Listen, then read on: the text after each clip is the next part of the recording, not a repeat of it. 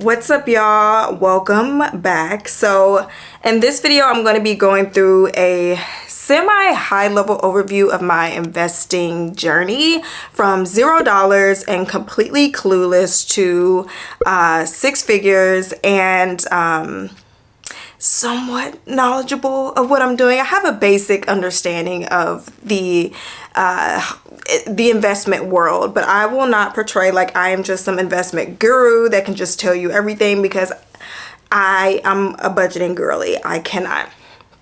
But someone did ask if I could talk about this, because in not my previous video, but a couple of videos back, when I'm talking about like the things that I did that saved my ASS in 2024, it was previous Diana investing. And I'm not gonna lie, sometimes when I'm feeling financially insecure, I look at those investments and I'm like, sis, if shit hits the fan, we got something to fall back on, okay? And as crazy as it may sound, I am not opposed to using your investments if you absolutely have to use your investments. Like, there is no point in going hard for your future self if your previous self is on the verge of losing everything that she has. Like, sis, we got to use common sense. We got to get it together. We got to let go of that ego, and we got to do what we need to do. So to start it off, I've been with my company for almost 10 years. And so the first investment vehicle that I have used to start off my investing journey was my 401k. This is very common. This is a retirement account, and it is often through your employer. And so whenever I started with this company, I remember it was a woman, and it was a Black woman. I cannot remember her name, but she was like cream of the crop, sis. Like, everyone knew her. I think her name was Miss Jean. Yeah, her name was Miss Jean. Everyone knew her because of just this loud, lovely, bubbly personality. But I remember, like, I was so in awe of her because she was talking about how she was retiring out. She retired out a couple of years after I came as a millionaire, and she was basically running us game. A lot of us that were coming through that class, we were people of color and women, and she made sure to give us game and tell us how we can make our money work for us. And she was talking about maxing out your 401k, and that really got me excited. I don't believe I really had an option to opt out of the 401k. Previously, when I worked part-time as a bank teller, because I was in college, I opted out. I was like, I am a struggling broke college student. I know I don't want to save for retirement. That is way out in the future, and I need to survive right now. But anyway, so I started my 401k journey contributing very minimum. I really didn't know much about a 401k besides the money was going for retirement. I didn't even know the money was invested. So I started with like 3%. My company matches up to a certain percent. So I just let that thing do its thing. I was not very happy about that 3% being taken out of my paycheck, but it is what it is. You know, I understood it. She had me hyped up from her speech, and I'm like, eventually I'm going to get to that place where I'm retiring out as a millionaire. So fast forward a few years, that is when I really like got on my ish when it came to budgeting, saving. I really wanted to pay off debt. My main goal was being debt free, and that's when I started Money Boss Mama. And a lot of you have come from my time as Money Boss Mama. And I really wanted to just learn as much as I could, especially about investing. I wanted to know everything that I did not know. And being in the personal finance community, I often felt intimidated because there were other women and they were sharing their investments, and they're on their FIRE journeys, which is financial independence, retire early, if you want to go that route.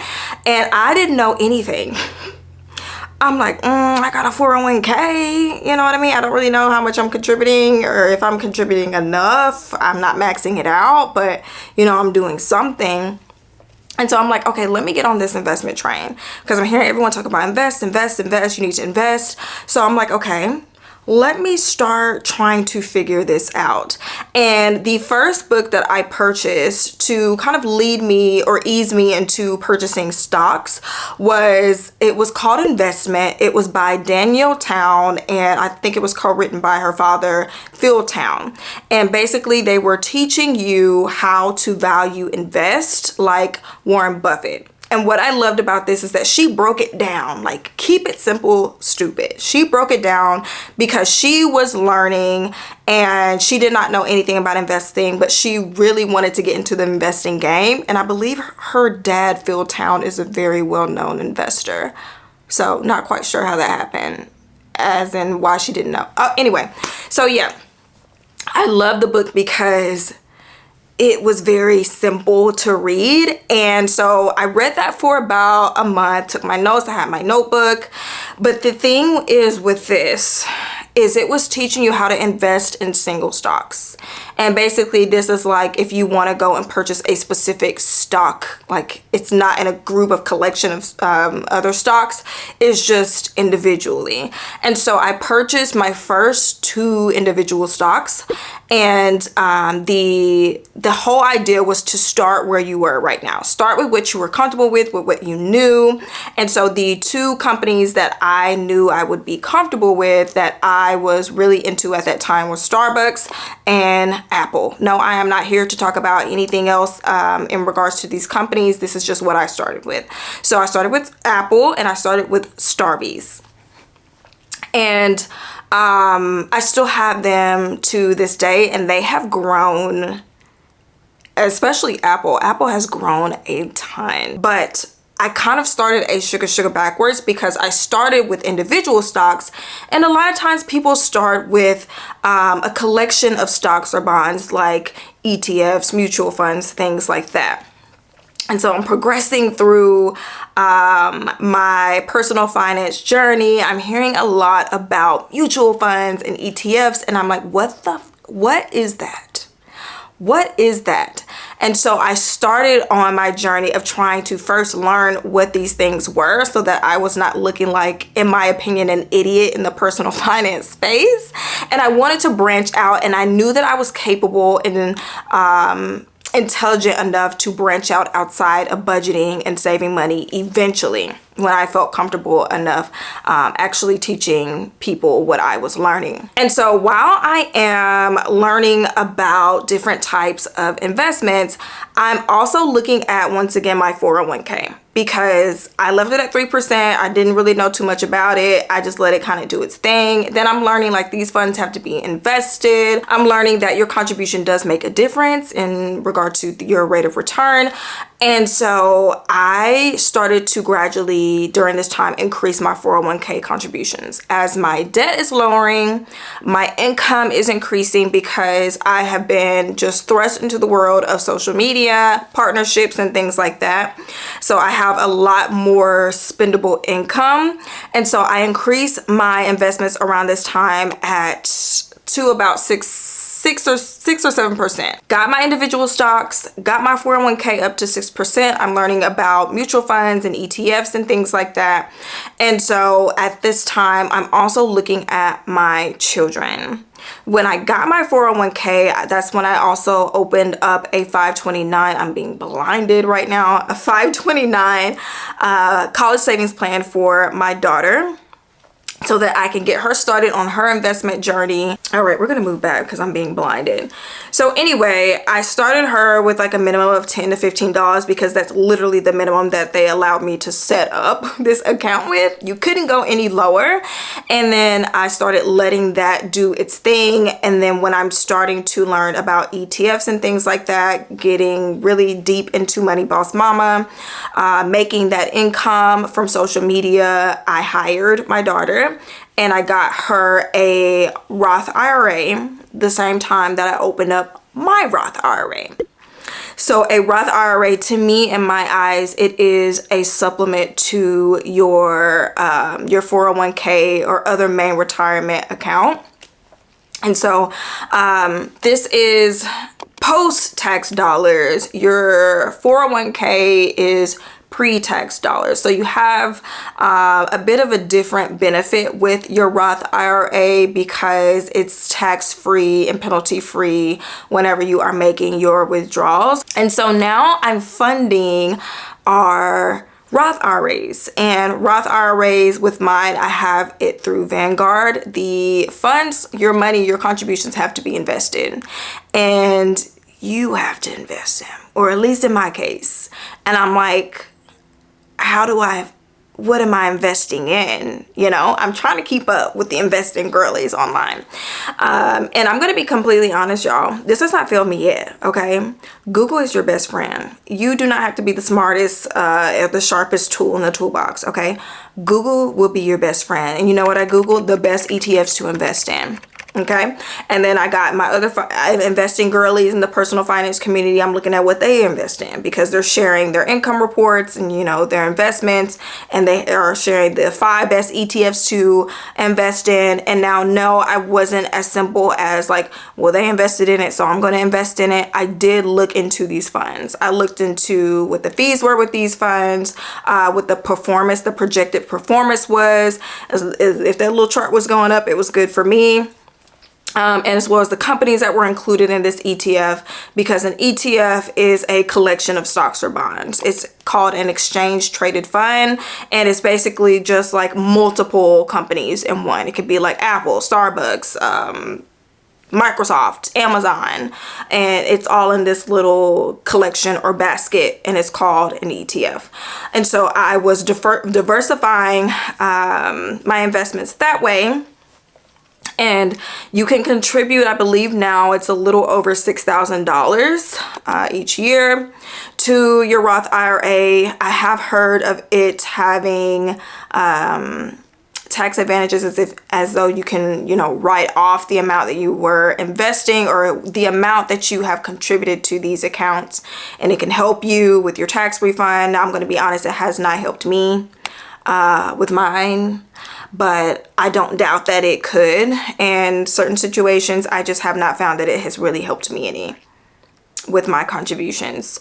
Just putting that out there. But still, it's still a good thing to have. And there are certain penalty-free withdrawals that you can make before you even get to retirement age, such as buying your first home, medical expenses, adoption fees, and things like that. So it does come in clutch if you're looking for ways to invest your money and you know that you're going to need it before retirement age, but you still want the best return on your investments. So where are we? I have my 401k. I have my individual stocks. I now have my Roth IRA. I have my daughter's Roth IRA. I have her 529. And so my next move, which obviously it doesn't count as my kids' assets don't really count as my assets, or at least I don't calculate them in that way. I open up custodial accounts for my kids because I'm feeling like I'm in my investor bag, okay?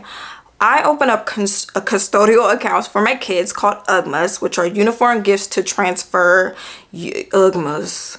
Uniform Gifts Transfers Act. Uniform Gifts Transfers Act. Girl, I put it on the screen. I put it on the screen. UGMAs, okay? Anyway, so I open up custodial accounts for my kids because I'm like, I gotta get them started, especially with my son because he ain't got nothing right now. What can I do while they are so young that will have the maximum benefit when they become of age? And that is starting investing as young as possible, because the longer that money sits, the more money you're going to make off of your initial investment, because it has more time to grow, which means that I don't have to contribute that much if I have time on my side. And so I open up UGMAs for them and get them started with their custodial accounts.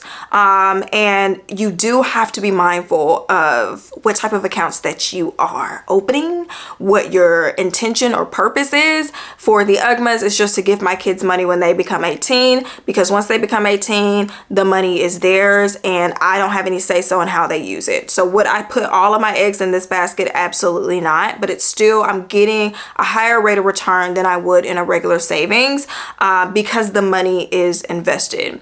And so I have their UGMA set up, and then after this, this is pretty much close to present. With my 401k, I increased my contributions to 10%.